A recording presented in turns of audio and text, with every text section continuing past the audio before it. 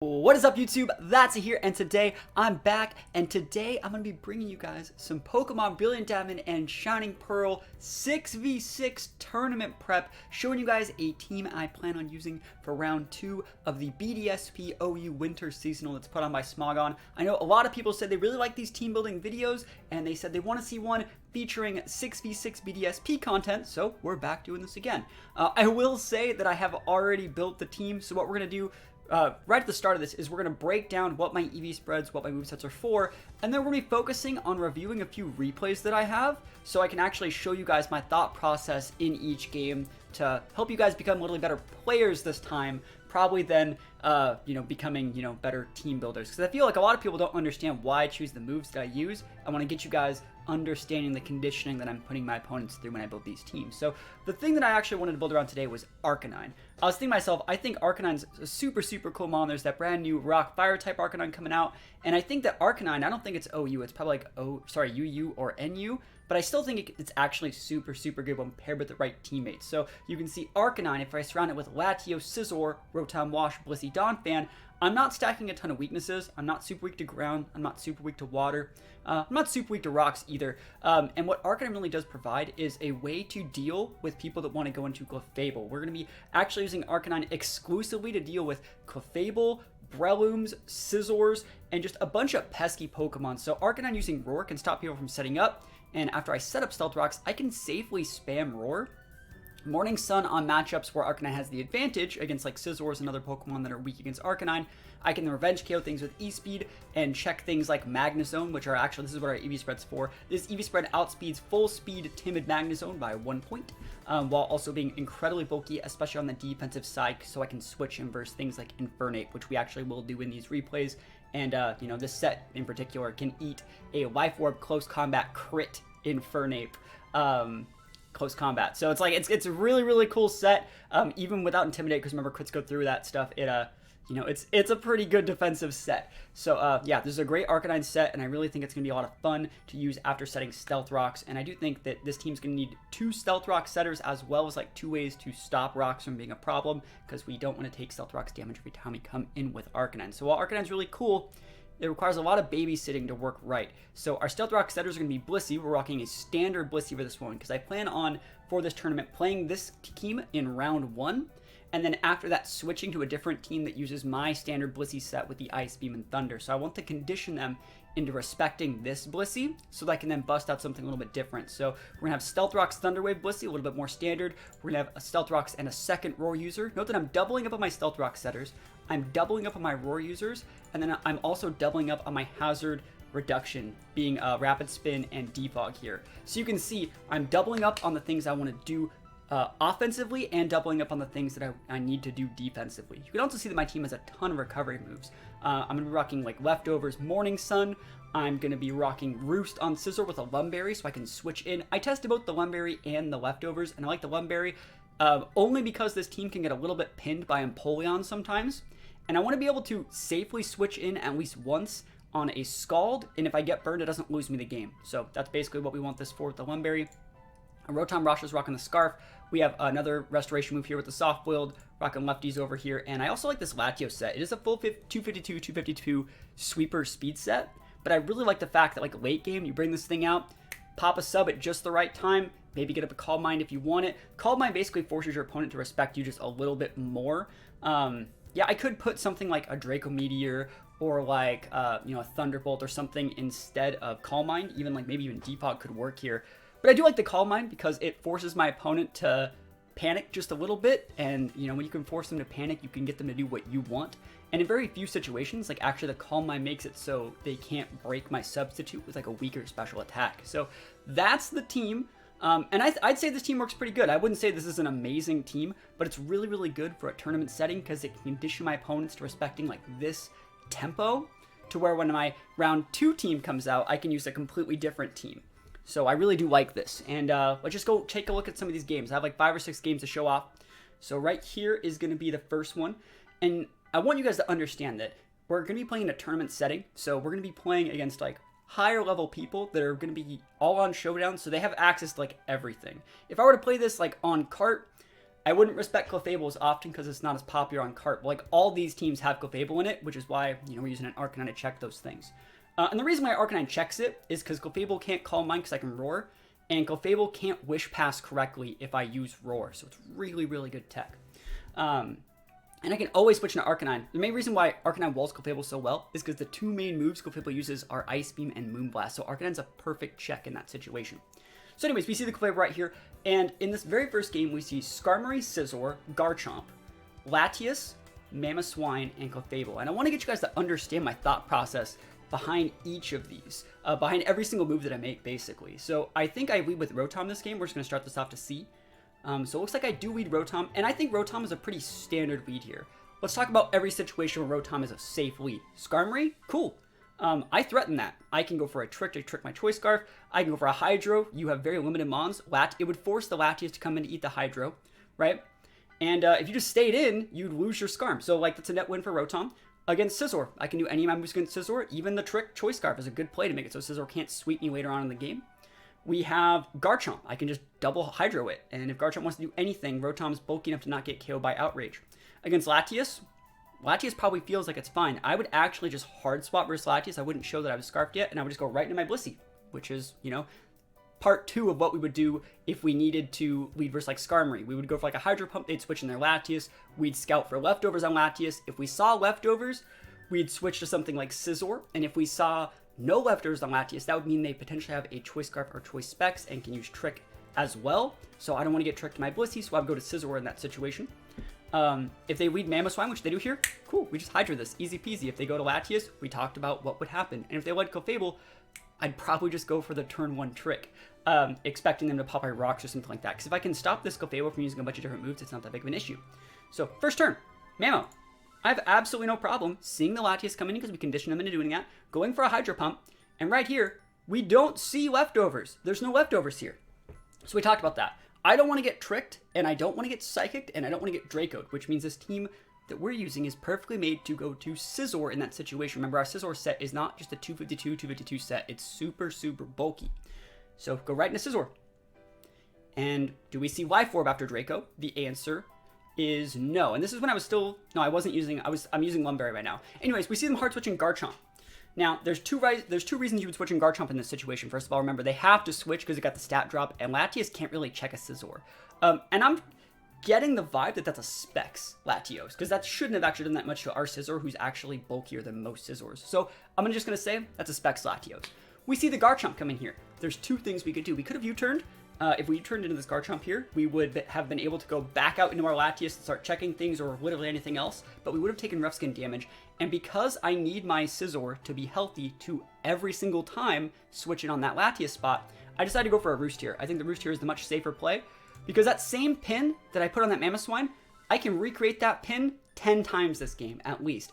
All I have to do is just Roost every single time after Latias comes in. That's what competitive singles is. It's about creating pins, and it's going to be even better if I can somehow get, like, Stealth Rocks up. So I'm going to go for the Roost here, and you have to think, why did they go into Garchomp? What does Garchomp add here? I could click U-turn to stop them from subbing, but, like, why would they go into Garchomp? Why wouldn't they go into Skarmories? Just, like, there's a Scizor here. Why wouldn't you just go into Skarmory? You know, you can set your hazards, and you can, you know, go for Whirlwinds. You could have even went into, like, your Scizor. Why Garchomp, right? And so you have to think about the Pokemon's a two-player game. You got to think about what you're telling your opponent and how they're dealing with it. So I go into this Scizor, they go into the Garchomp, and I think it's a lot more than just rough skin. I'm going to get the vibe of a fire attack. And if you sub against me, I don't really care because I just switch into my Rotom, and like I talked about, Garchomp can't really deal with Rotom that well. So we're just going to hard switch. No anything else. There's the Fire Blast. It's almost like I played the game, right? It's almost like I played the game. We've now revealed straight up that they had the vibe that we were Scarfed probably, but now they know that we're Scarfed because we now they don't see leftovers, so they know we have a choice item, and they can assume it's a choice Scarf because you know, we clicked Hydro in versus Mamo, and then we hard switch, so it wouldn't have been, and it didn't do Specs level damage. So they know what we're about, and remember what I talked about at the start of this? recreating the same pin over and over and over again. I can just two-shot you with Hydro Pump. I outspeed. If you want to switch into Latios, I switch right back out of the Scissor. We do the exact same thing. So they're switching. They go into Clefable this time. And this is fine. I don't need to make reads expecting Clefable. I can just do that damage, switch out to my Blissey here, and play a little bit more of a patient game. I want to get my rocks up because they have only basically Scizor able to deal with this. So we're going to trade rocks. I have a spinner. I'm going to be completely fine. I go for a Thunder Wave. I start tossing down this Skarmory. We don't see leftovers, which tells me it's a Custap Skarmory.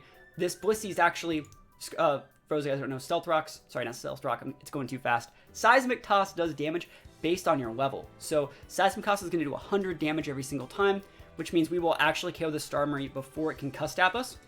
And since they're paralyzed, we're going to outspeed every turn. So taking out their Skarmory is huge. They should have roosted there. Let's be realistic. They had like 10 opportunities to roost. They did not. That's completely their fault. And I guess the best way to say this is we take those. If you ever missed one of your roost and got fully paralyzed, I would have been able to capitalize and win with Blissey. So that's a good example of us being in a good position and being too stubborn to do anything else.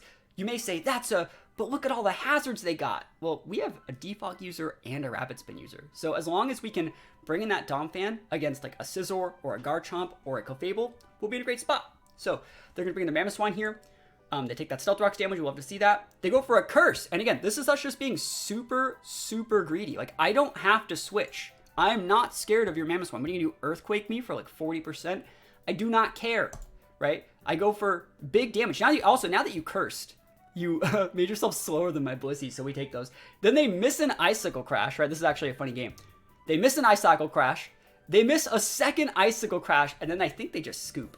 Yeah. And in reality, they could have hit those, right? And if we were to replay this game 9 times out of 10, they'd hit those Icicle Crashes.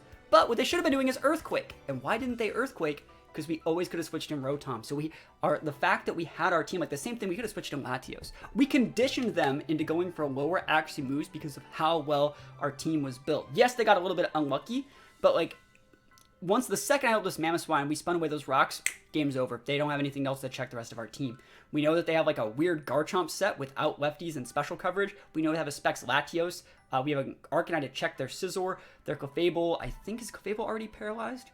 It's not, but it's not at full, and we can just check it with Scizor. So you can see our team is perfectly crafted to deal with a super standard team like this, and the more I know about their team, the better I'm going to be at dealing with it. So pretty funny game. But let's go into another one here. We see, yeah, there's the Empoleon right there. Let's see, we see Empoleon with Breloom Gliscor. So like really, really hard to deal with, tons of sustain. Every one of those Pokemon has a ton of restoration except the Infernape. So let's just see what I lead with, and I'll remember what I do in this game. So you can see I see Skarmory and I lead Latios. And I think I led Latios because Latios was a good matchup against most of those. Let's talk about what Latios does in almost all these situations. I personally love Latios for any sort of status leads. So like if Breloom wanted to go for Spores and it was sashed, I could just sub in front of them and just check their Breloom. I think Breloom would be a good lead against a lot of our mons too. Breloom's a great lead against Rotom.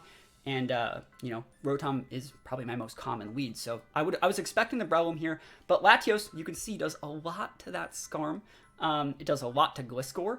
It does a lot to Breloom. It does a lot to Infernape. It does a lot to Togekiss. And again, we can just sub in front of a Togekiss to block the Thunder Wave. So the only situation we wouldn't have been happy leading Latios is the Empoleon. And if we see the Empoleon, we can go right out to Rotom or right out to Blissey. We'll be in a good spot. So I think we're in a pretty decent spot here leading Latios. And I just decided to go for damage because I wanna understand how much damage this Skarmory is going to take. I want to understand a little bit more about its set. So we don't see lefties. We see rocks here.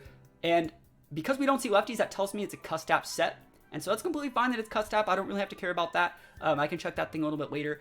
And yes, they did get rocks, but I'm also scouting for what this Empoleon is. We do see the lefties on the Empoleon, and that's completely fine. We go right into the Blissey. We just want to go for Thunder Waves. It really doesn't matter. They go for an Ice Beam on our switch. We have lefties back. Now, the right play for them here is to switch in the Gliscor, which they do. And I always am more of a fan of going for Thunder Waves than rocks because you want to start fishing for those paraturns as soon as possible. They go for a knockoff here. I don't really think that there's that much I have to do. In this situation, I want you to understand what we're going to do here. You're seeing that they're Earthquaking and I keep on soft wielding. Let's go back a couple turns. We get knockoff, we lose our leftovers. That's fine. I get my rocks up. Now, for the next 5 or 6 turns, I stay in here and I just soak these Earthquakes. They do about 45%, which means I restore 5% every single time I don't get crit by Earthquake. And the reason we're doing this, yes, we're restoring more health, but what we're doing is we're conditioning our opponent and we're taking out their Earthquakes, right? Let's just talk about this. If we were to take off all of their Earthquakes, theoretically, if I were to take off all of their Earthquakes, if I traded my 16 soft boileds for their 16 Earthquakes, we would be able to then create a situation where I could bring in Scizor and you don't have any damaging moves that are stronger than knockoff. Your moveset, as we can see here, is going to be like knockoff, Earthquake, it's probably like defog, and maybe something else. So you won't be able to check Scizor if you lose your Earthquake. So I'm putting them in a situation where it's not beneficial for them to stay in. I'm restoring more health, and I'm making it easier for the rest of my team to sweep you. Same thing, if you lose your Earthquakes, you can't hit my Arcanine either. And because Earthquake and Soft Boiled have the same amount of PP, I'm totally fine doing this. And the reason why I keep doing this is, I want you to switch. I want you to take Stealth Rock's damage, and I want a different matchup. This is a perfect example of me being in a position where I don't have to force anything. You will not lose if you stay in. So, let's see what they do. Again, we're going to stay in for a while, and you can see my health does go up. You never do. That one did 40%. Sometimes they do 44%. They do switch to Breloom this turn on the same turn that I decided to switch as well. I switched into Latios. Do you see the situation? We went into a situation where I was on the receiving end, you know, and I was PP stalling you, and now, because I anticipated what we were going to switch into, I'm back right where I started at that same big pin where I have a Latios. And now when you switch in that Empoleon, now when you switch in your Scarm, now when you switch in your Togekiss, you're going to take rocks damage. So I'm using these pins and the hazards to my advantage. So I just think we're in a really good spot here. So I wonder if I sub here. I don't remember. I might sub. I don't remember. Nope, I just go for the Psychic. That's completely fine. I wanted to be able to break that Breloom because it already took Sash damage and it didn't show Toxic Orb. Sorry, I said Sash damage. It took Rocks damage, it didn't show Toxic Orb. So, like, we're completely fine to just go for the Psychic there, and I didn't want to have anything weird happen. And if we would have gotten a special D drop there, I would have actually just started Psychicing hard. But, didn't need to. I'll just take my free damage on your Empoleon, and then we'll just recreate this very similar pins. I go to Rotom this time, because I know you're going to Ice Beam. And now, if we're in this situation, now what happened? I deviated. I didn't go to Blissey this time. I went to Rotom. Now, what does Rotom say that it does? A Thunderbolt here would tear through so much of their team. It tears through their Togekiss, Empoleon, it two-shots the Infernape, it will finish off the Skarmory. It doesn't do anything against Gliscor, but it's really, really threatening in this situation. And they know that I'm choiced, right? Because I'm not showing leftovers, and they did so much with that Ice Beam, which isn't stab. They can tell that I'm choice card full speed. So, they decide to switch to Gliscor, which is a very, very good option. Unfortunately, we Hydro Pumped them that turn because this is conditioning. I've got them in a situation mentally where we've played 13 turns and you haven't done anything. You haven't done anything. If I ever see this Gliscor come in, we already talked about what I do. I go right to that Blissey and I just continue to use Soft Boiled. And if I wait out all of your Earthquakes, I win. And if for some reason you just stop Earthquaking me, cool. I don't have to Soft Boiled if you want to stop Earthquaking me. I'm forcing you to make plays by playing this stubborn, right?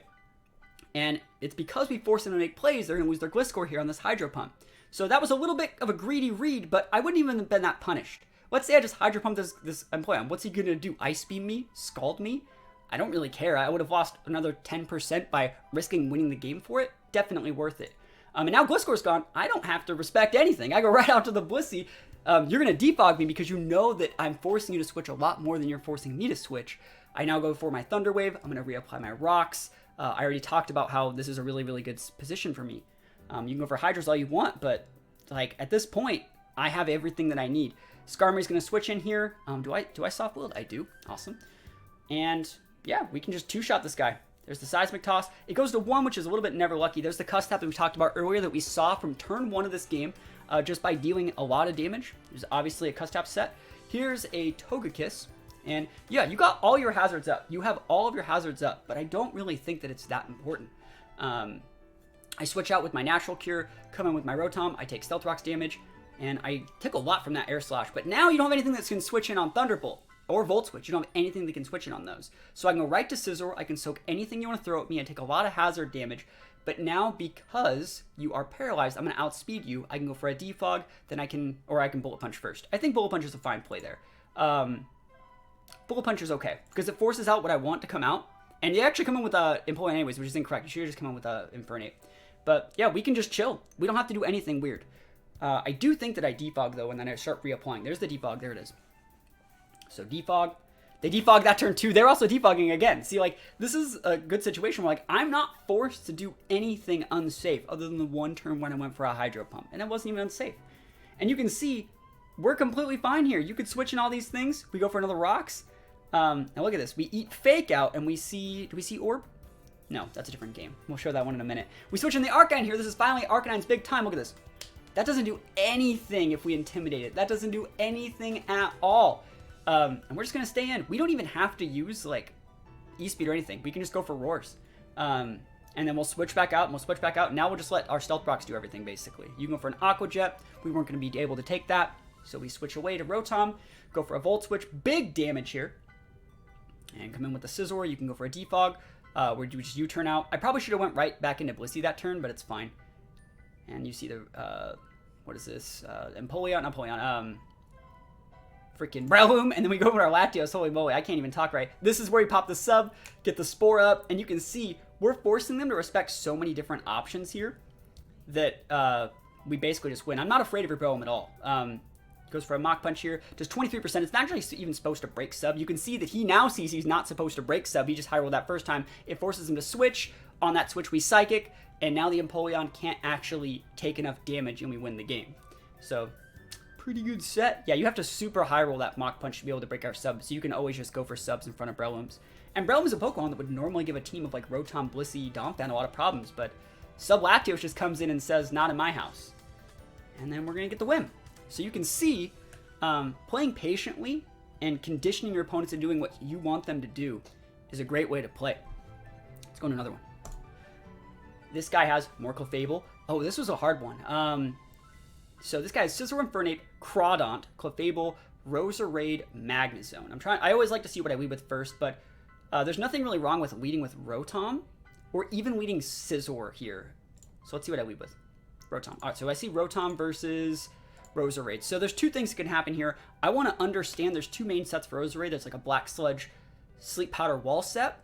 And then there's like just a Sash set with like Toxic Spikes, and that one still has Sleep Powder as well. So I'm going to go in this situation. I think Roserade's a great Pokemon, by the way. Definitely worth respecting. I'm going to show that I'm Scarfed, because normally you wouldn't be able to outspeed a Roserade, because I want to be able to scout for lefties / like Black Sludge. So we go for that. We come in with the Scizor. We want to come in with Scizor, because you can see the Sleep Powder coming in here. Remember what our item is. It's a Lumberry. We want to be able to soak that. And if I don't want to get put to sleep and get set up on. I know that he's going to switch to the Infernape, and I just go for the U-turn. So I'm immediately keeping up my pins, going Volt turning. I have a nice pin here with my Latios. Latios is great versus a lot of these mons, except the Crawdaunt, but they don't know that I can't hit it. Just because I can't do anything to that thing. I have like Ice Beam and Psychic. I can't do that much to it. I also can't do that much to Scizor. But every single time I do deal damage to something, I learn a little bit more about their set, which I can use to my advantage later on in the match. So they're going to have to switch. They go into the Scizor here, and I have absolutely no problem going for a Psychic, because I get to understand. I get to see if there was leftovers. If there's leftovers, it tells me you're not Life Orbed. It tells me you're not Lumberry. I can take advantage of that later. So we, unfortunately, are being pinned just a little bit here. But you see, we don't die to that Thunderbolt, and our Scizor's made to actually eat that Thunderbolt, so we don't have to worry about it. We come in with the Blissey here. We're just going to set our rocks, because so much switching is happening in this game. I want my rocks up, and I feel like I'm in a great spot. I come with the Arcanine. Look at this. Look at this Arcanine. Here we go. U-turn, completely walling that Infernape, forcing the U-turn into the Crawdaunt, and so I am super scared of this Crawdaunt. I realize if I get this Crawdaunt off the board, I can win the game, so we're just going to fodder Scizor here. At this point, over the last, like, probably 4 or 5 turns, ever since I decided to scout for that Psychic and just see if that Scizor was lefties, it took a lot of investment to do that, because it basically cost my full Scizor health bar, and I was able to understand a lot more about their team. I go from the U-turn, I go into the Blissey here, which is playing very, very defensively. I'm sacrificing so much for rocks, because they've shown U-turn, Volt Switch. So I've seen so much switching. I want my rocks up. I condition them there. And you can see a big little series of like turns happened to where we get this board here, which is good for them. I fought the Scizor. They earned that. And then from here, this is where I'm able to start being a bully, and we can put our plan into action, because now look at that pin. Like Crawdaunt versus Rotom, that's a good pin, but now I have rocks, right? And you don't want to deal with that. And I'm never going to give you time to deal with it, because your only Pokemon that can stop it is like Defog Scizor, and I'm going to be able to pin that every single time. So we can weave in and out. On this turn, we pop a sub. We already know that they have Sleep Powder, so we know they're going to want to go for it. It's a free sub here. So we'll completely take a free sub. And yeah, in this situation, we punish the Roserade. I don't need to set up that much. So I'll take a free KO on your Roserade. Now you're out of things to Volt switch to, or go to off my Volt Switch. We force the Bullet Punch because they don't want to get set up on. Remember how I talked about at the start of this? Sub and Calm Mind are definitely moves that force your opponent to play a specific way. If you were to U-turn there, I would have still been healthy, and no matter what you went into with U-turn, I'd be able to potentially pin it with Latios. And remember, your Crawdon doesn't know that I can't hit it, so that's why they're not going into it. The illusion of what Latios can do is a lot more threatening than what Latios actually can do. So we hard switch in the Arcanine here. Don't care if they U-turn, they pop the Roost. But again, this is a very, very good pin as well. I still have my Rocks. I was giving them a turn to Defog there. We switch, see the Crawdon switch in. That's so much damage from Rocks. They get Flare Blitz down to there. I want just a little bit more damage, so I switch and just rinse and repeat one more time. I'm thinking about foddering my Domfan, but I see this damage, right? And at this point, I went into my damage calculator, and I calced how much damage that would be doing. I'm not seeing Life Orb. And so I was like, wow, that must be Choice Banded. So that means I know he's Choice Banded based off how much damage this does to my Domfan. This means I can go to Rotom, and you can't do anything. Remember, now you're out of your Roserade, and now I can just be a bully. I don't need to do anything. I can Volt Switch and just keep up the pressure. Volt Switch, keep up the pressure. Come right back in with, I think, my Arcanine. And Arcanine checks all of these at this point. So you can see just how good Arcanine can be at keeping up the pressure. And if you wanted to come in with Crawdon now, you're now too low to actually, you see that Stealth Rocks? I can just KO you with E-Speed, which is what I do. And so I saved my E-Speed that whole time. And look, I think they sent the Infernape here. Look at this damage. This is big damage. So we go for the E-Speeds. We're just going to trade 2 E-Speeds into it. Close combat, critical hit, and we ate it. And they're orbed. And we just ate it like an absolute champ.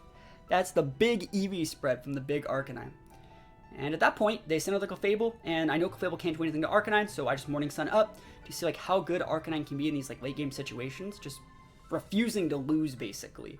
And if you were to start setting up with something like Calm Mind, I would just go for a Roar. I Roar out for the Scizor, just because I want to be able to weave in a free healing move, and I don't really care what they do, and every single time something comes in, it takes Rocks damage, so it's a great situation for me to be in as the Arcanine player. And here's another team. This one has Ditto. Heatran's a big problem because Arcanine can't hit it. Latios really struggles against it. And I do have a Domfan, but Domfan's slower than Heatran. So this is a very, very hard matchup. In this one, though, they're going to lead Heatran. And I want to talk about every single situation where Blissey's a good lead here. If I lead Blissey and they lead Ditto and they copy me, we trade Rocks. That's fine. I want actually Rocks up because I want to be a bully in this situation and scout for leftovers. If they lead Ditto King, I lead Blissey. That's fine. I'm just be a bully versus Nidoking. I am not afraid of a special attacker. Against Latios, again, I always want to scout for leftovers there before I see anything. So if they led Latios, we'd already talk about what we do. We go right to Scizor, right? Scizor then can U-turn out if they go back into the Heatran, but you can come in with Domfan, go for the pin. Great situation. Or just go for a free turn of Rocks. If they lead Rotom and I lead Blissey, very similar to the situation where like I don't really want to get tricked turn 1. So I would probably switch in my Rotom or maybe even my Latios turn 1 if they wanted to leave with their Rotom, just because I can't risk my Blissey getting completely tricked into like a choice item. Against Clefable, I would just Thunder Wave it and then go for Rocks. And against Heatran, which we see right here, I think I go right away for the Thunder Wave. Again, this is a perfect example of I want to go for that Thunder Wave first and then go for Stealth Rocks because I'm going to outspeed you and get my Rocks up, so it's like a win-win. Like if we just traded Rocks right here, if we just traded Rocks and I didn't get the para, you're obviously switching next turn because you know the Thunder Wave's coming. You'd be switching in the Nidoking, right? So the advantage of me going for Thunder Wave and then Rocks is first of all I get to stick that Thunder Wave, which means you now are slower than my Domfan. So that's super, super good for me. So sticking that on Heatran's great. We see the Nidoking switching on the Rocks, which means I don't get to break Sash, but we see him being Focus Punch Nidoking. And at this point, like I said, I'm not afraid of Nidoking. I know it's a 3 to 4 shot. And so I'm not switching. I'm not doing anything. I know this guy cannot do more than like 25% to me. No matter what he has, Sheer Force, it's going to have to be a special attacker. Even a physical Nidoking would do about 30% with Earthquake, and I don't really have to care. Same thing versus Latios. Are we seeing lefties? At this point, I am definitely ahead, so like I don't have to really care. And they switched in there. They switched in. So I'll go back. So they didn't want to lose their Nidoking. They switch in, take Rocks, take a Seismic Toss. We don't see lefties, right? So that means they're probably choice. I don't want to get tricked. I switch out to Scizor. I don't even know if this thing still gets tricked. I think it does, and we see Roost. So that means they're not going to be a trick, so I don't have to care. They come in with Ditto. They can definitely go for, what is that? They can go for Defog, but I'm never going to give them the time to. We go to Domfan here, because I'm assuming the Defog and Dittos are usually choice Scarfed. So they go for a U-turn instead, and I think did I re-Rocks here? I Rapid Spin. Yeah, I Rapid Spin just to get the Rocks out of the way. I'm not that afraid of Clefable. I don't want to eat an Ice Beam, but I want to stick damage on it and see what it does. So you see Calm Mind here, and at this point, I think I just Roar. Yep, so Roar's super, super good at disabling things that you want to use Wish. Just because you don't get to wish for the right targets most of the time. I should have roared here again, if I don't. Yeah, it's a mistake, because they actually have the wish. That's a misplay. I should have roared again. Oh well. But you can also see that like their monster's starting to get a little bit low. The Nidoking is at 1%, and so I'm trying to have that Nidoking switch in so I can actually deal with it with rocks, so he can't wish pass to it correctly. But anyways, we get good damage here. He goes for the Volt Switch off a +2, which I'm never a fan of. And we go right to our Scizor here, since we know we don't have to really be afraid of that Latias. I wonder what the item choice is, though. Because we see Defog, Roost, Psychic. Like, I can just go for my own Roost here. And so we see the Heatran here, and my U-turning here. Yep, awesome. And so I can recreate my same pins, go right up to the Dump Fan. They have 2 Mons that are flying, so I do have to worry about that, but I know I want my rocks here. So I figured they were going to switch, and I get free rocks there. I should have just Earthquaked. I think I roared. Yeah, because I'm just trying to get damage on that Nidoking. So Unfort situation, really, really good play from them, being able to be a bully in those situations. But every single time we see a Latias or anything, we just switch in the Scizor, and there's nothing they can do about it. And they're the ones that are taking the damage. Like that Rotom is now within Rock's range, and now as lefties. But you know, we just finished off with Latios. They're running out of Mons to really like be bullies with, and I don't want to lose a speed tie here. Just go right back out to my Scizor. It works literally every single time. Yep, there's not that much they can really do about it. They can go right in with their Ditto, but like I don't have to care about Ditto. We don't have any way for them to copy us and set up. I don't have Swords Dance on this set, so even if you weren't Scarfed, there wasn't that much you can really do about it. And because you're probably, is this guy Scarfed? Looks, yeah, he is Scarfed. So he always would be U-turning after me anyway, so I can always just U-turn and reply back. You can see how much damage they're taking over the course of this game. I finally go for the trick, 28 turns into it. I take their lefties, and I'll turn off their Clefable for the rest of the game. They come in with the Nidoking. I read the Nidoking switch in after the Wish, Hydro Pumped that turn, take out the Nidoking that was at 1, and they forfeit.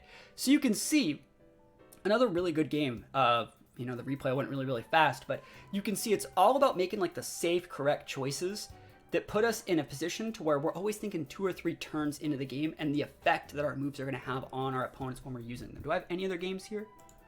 I do. I have 1. This was the last game that I played. So this is going to be Lucario, Clefable, Rotom Wash, Mamoswine, Latias, Nidoking. Before we even get into this, I want to check. Does Latias still get Trick? Because like I've been playing around this so much all day. If it doesn't even get Trick, that'd be funny, right? I think it does. It doesn't even get it! Oh my gosh, I've been playing around this so much. I could have just stayed in with my Blissey every single time. It used to get those moves, I think. Oh well. Hey, well, you know what? You learn something new every day. I don't think I've made any mistakes by going into Scizor, because obviously there's nothing they can do about it. Scizor also then threatens it to immediately switch out because we have the big U-turn. So anyways, let's start this game up. And you can see Scizor is my lead, and Mamo is their lead. So in this situation, I just eat the Mamo damage. We don't see lefties, right? And I'm assuming it's probably like a Sash set. You didn't see Orb, so I just stay in. You may think it's weird to come in there, but I want to talk about this. We didn't see Orb. Let me just make sure something, yeah, neat sounds. Awesome.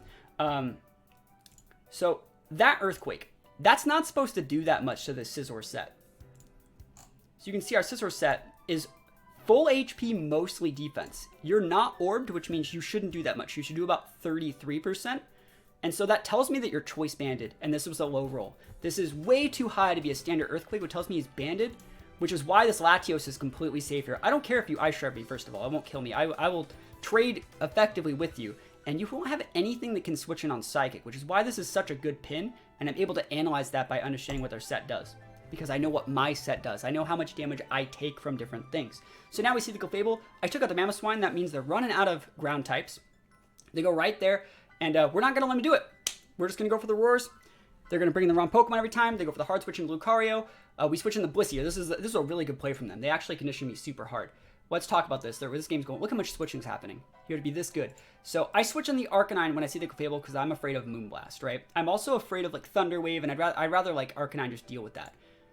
We get the Intimidate up. They go for a Wish. And so because we see the Wish, there's nothing else that I can really do. And I think all their mons are still at full. I think there's nothing wrong with wishing early like this because you want to soak damage. So I'm thinking to myself, like, all right, they're probably going to bring in Rotom, or they might even bring in Nidoking here. And so I was thinking to myself, like, I'm just going to Roar. And so I want to see what they go to, because like back in the day when I used to play Gen 4, there wasn't a team preview. So I guess my inherent way is to just understand what my opponent wants to do, I guess. Because like I want to see if they're bringing the Nidoking, and that would tell me that their Nidoking is something that checks my Arcanine, right? I want to understand that about their playstyle.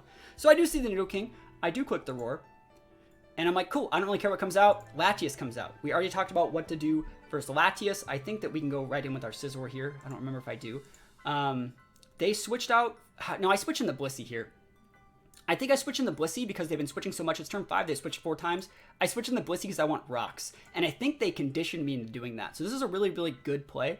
And remember, Lucario can totally have inner focus in this game, which means I can't intimidate spam it. So Lucario could be very problematic because it has a big pin right here. Yes, I could stay in, but I do need my Blissey to wall this Nidoking and Rotom and Clefable and Latias. So I know that I have to switch my Blissey, which means a good player here would go for Swords Dance. And I switched to my Latios expecting a fighting attack. We do see the SD. I'm real scared. I go for a Psychic and I eat an absolutely massive Iron Tail in the face. So not the best situation. He's also still a little bit too healthy. I don't think Bullet Punch or E-Speed would be able to take him out from here, but we see Life Orb. So that's great. I can come with Scizor. Now we can finish it off. We force him to switch to Rotom. We go for the Bullet Punch, keeping it honest. And in this situation, he goes for the Trick, which is sick. I love that a lot. I go for the U-turn, so Scizor's relatively useless for the rest of the game. I can now go into my Rotom. He wanted to take a Leftovers, but I didn't have him. So he took my Lumberry. Anyways, you can see he has a Rotom at 10%, and he has a Lucario at 15%. And it's at this point where I'm like, cool, I'm just never going to let him wish pass to these guys, and I'm just going to be able to win the game. So we just hard switch into Donphan, because I know you're going to pop Wish, right? And so I want to use Rocks to my advantage. I'm just going to Roar, because I know that if you switch out, look, what you should be doing in this situation is what he does here. You see that I Roar, and you just stay in with the Mon, because that's what happens. I get the Rocks up, he goes for the Moonblast, he just stays in. I Roar here, because I want to be able to get those free turns. Wish goes into the Nidoking randomly, but if the Wish ever hits one of these guys that takes the big damage, the Stealth Rocks will KO them before the Wish activates, which would be really, really good. So he goes into the Clefable here. I go for a Seismic Toss. Again, if you want to Wish here, that's completely fine. I'm going to hard switch to something that has Roar. You're going to pop Wish, and I'm going to use Roar, and it's a win up for me. I don't really care if you go into the Latias. Again, I think we see the Rotom come in here. Rotom takes the Rocks damage before the Wish hits, and we're in a really good situation. Look how cool this is, like a really unique way to deal with someone that's using, I also didn't think E-Speed would KO. Deal with Clefable, like the best Mon in the game, with using anti-meta strats. So yeah, I don't think E-Speed would KO there. I know I can block a Bullet Punch. They take another Tickle Life Orb. At this point, we go for the Hydro because we don't want them switching a Nidoking, and we still threaten both of them here. They take this Latios, and from there we just switch in the Blissey, and from here we can actually just click, I think, Seismic Toss for the rest of the game, and we're in a good enough spot. So that's where they scoop. And yeah, really, really cool team, and I'm excited to use it. I think this team's gonna be great for, like I talked about, conditioning my opponents into respecting very specific playstyles, playing the game at my tempo.